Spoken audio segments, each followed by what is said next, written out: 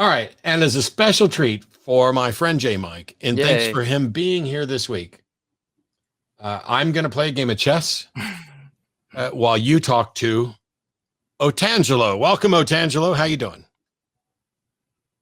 Yes, hello, Matt. Hello, JMike. How are you guys doing? Okay, here is my argument. Creating a translation dictionary, for example, of English to Chinese requires always a translator that understands both languages. Do you agree with that? Yeah, but I already know what you're probably going to do. I don't read minds like Matt doesn't either, but I've heard this already, and it's not going to be analogous from my perspective, but continue. Yes, it is analogous. That is analogous to what we see in biology, where the ribosome translates the words of the genetic language composed of 64 codon words to the language of proteins composed of 20 amino acids. Let me stop you there so we can have a dialogue. A ribosome has somewhere around like 82 parts, essential part being an RNA molecule.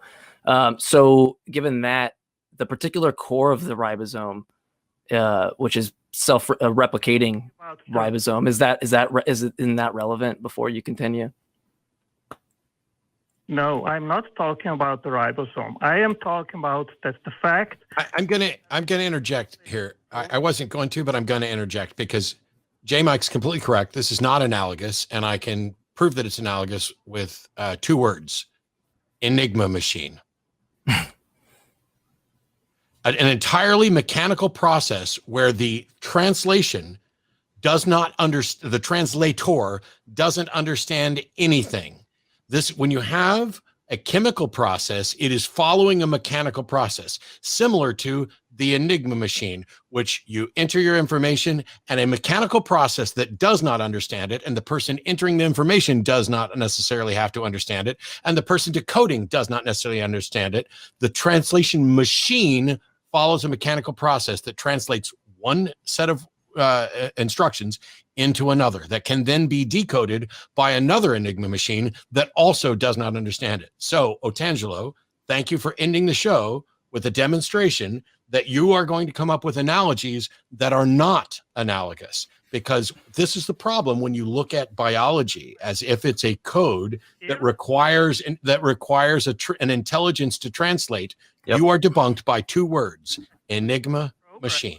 And the fact that none of the literature or academia, you're going to find that the code is from, if we call it a code, you're not going to find that it's referenced from one intelligent thing to another, which is what you're trying to do. Yep. And you miss out on the fact, like we've had a conversations, like a 2-hour conversation with Otangelo, if people can go find it. He doesn't, also part of the argument, we have things like amino acid codons that assignments that are going to be switching right on occasion throughout life. And that doesn't require a design. I mean, it seems to fit the bill of something that would naturally evolve. But yeah, maybe, I don't know if we let you respond before we close out, or how you want to do that, Matt. No, he's done. He's done. Okay. Done. Yeah, no. That's the thing is, I'm